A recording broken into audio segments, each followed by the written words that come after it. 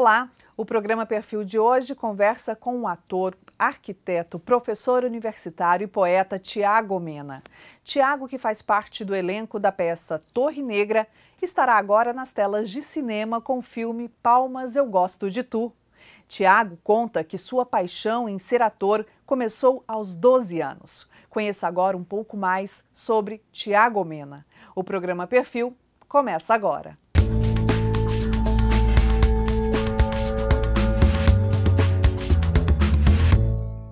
Olá, Tiago, seja bem-vindo ao programa Perfil. Olá.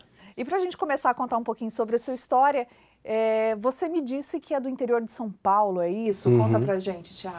Eu nasci em 1984, em Bauru, São Paulo. Fiquei lá mais ou menos até uns 6 anos de idade, até minha mãe se mudar para Piracicaba, e foi lá que eu tive a minha adolescência, fiquei até os 15 anos. E foi lá também que eu comecei a me apaixonar por essa arte da representação. Eu já me imaginava com 12 anos contando a história daquela maneira maravilhosa, estando presente naquela sétima arte.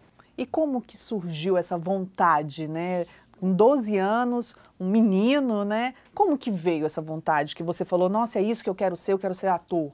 Olha, a minha mãe conta que quando eu tinha uns 7, 8 anos, já em Piracicaba, eu assistia muito a Rede Manchete e eu confundia a realidade. Eu tive um momento da minha vida em que eu confundia a realidade. Eu não sei se você se lembra, não sei se é da sua época, mas tinha um personagem chamado Jaspion, que era um ninja. E ele tinha um símbolo que ele fazia, se eu não me engano era mais ou menos assim, eu lembro até hoje. E ele virava o Jaspion e conseguia combater o mal. Então eu confundia a realidade, eu achava que eu era o Jaspion, pra você ter uma ideia como eu me transportava para dentro daquelas histórias. E depois que eu fui estudar, eu fui perceber que, na verdade, a criança ela tem a fé cênica muito aflorada. Quando ela brinca com 2 carrinhos e faz aquele barulho... Não é que ela está interpretando que os 2 carrinhos bateram. Na cabeça dela, realmente, aqueles 2 carrinhos estão batendo e há uma explosão enorme acontecendo ali. Então, eu acho que isso dentro de mim foi sempre muito aflorado.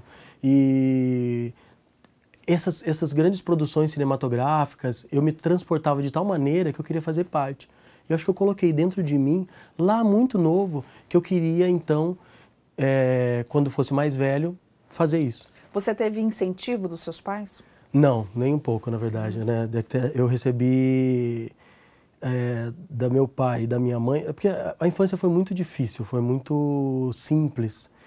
Então, o que era dito pra gente é que a gente não tinha muito direito de sonhar, não. Filho de pobre faz o que dá pra fazer. E então, eu me lembro que a primeira vez que eu ganhei um prêmio de teatro, eu ganhei o primeiro lugar numa sketch que eu fiz, foi num concurso que teve lá em Piracicaba. Eu tinha já quase 17 anos, estava no 3º colegial. E eu ensaiava escondido, eu fazia um doente terminal, viciado terminal em heroína, que tentava se livrar da droga. Então eu fui e comprei a seringa, comprei a forquilha para amarrar o braço, porque eu usava isso, eram adereços cênicos, só que eu ensaiava escondido no banheiro. E a única coisa, a menção que eu fiz a isso foi quando eu estava saindo no dia da apresentação, eu falei, mãe, tô indo apresentar. Ela falou, tá bom, meu filho, vai. Era uma apresentação que na escola, o que que... Era uma mostra competitiva na cidade inteira, que era a agência de saúde da cidade, a Secretaria de Saúde estava promovendo, para conscientizar as pessoas sobre drogas, DST e gravidez na adolescência.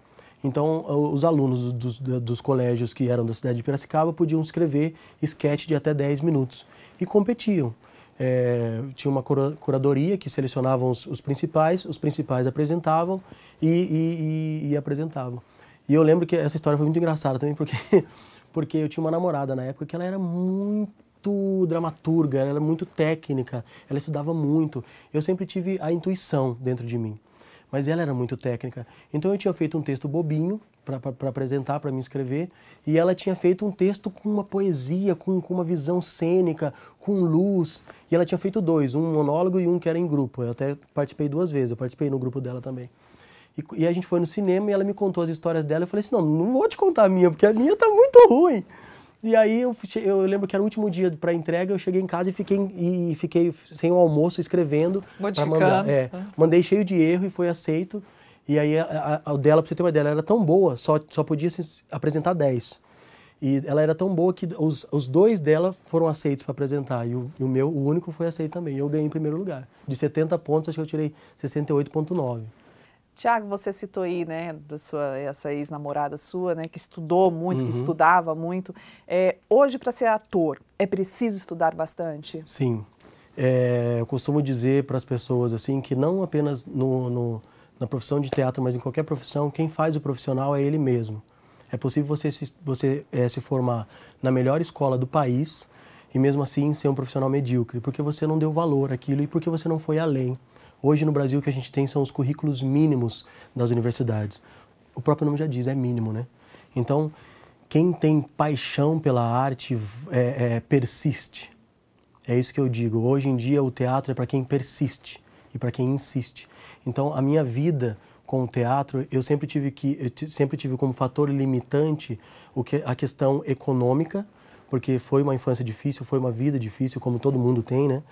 Eu precisava trabalhar, cumprir 40 horas de jornada semanais, então o teatro tinha que se encaixar. E todas as minhas escolhas de vida foram justamente para tentar solucionar esses problemas de entraves financeiros. E eu sempre que eu podia, eu comprava livros de teatro. Então eu li Ibsen, eu li Tchekov, eu li As Três Irmãs, eu li o Stanislavski, eu lia, interpretava e procurava discutir com as pessoas. O legal também é você se reunir com as pessoas que entendem da área para você discutir e também para descobrir o que você não sabe. E como que o Tocantins, Palmas, né, chegou na sua vida? Tocantins e vai ser para sempre para mim, acho que a morada do meu coração.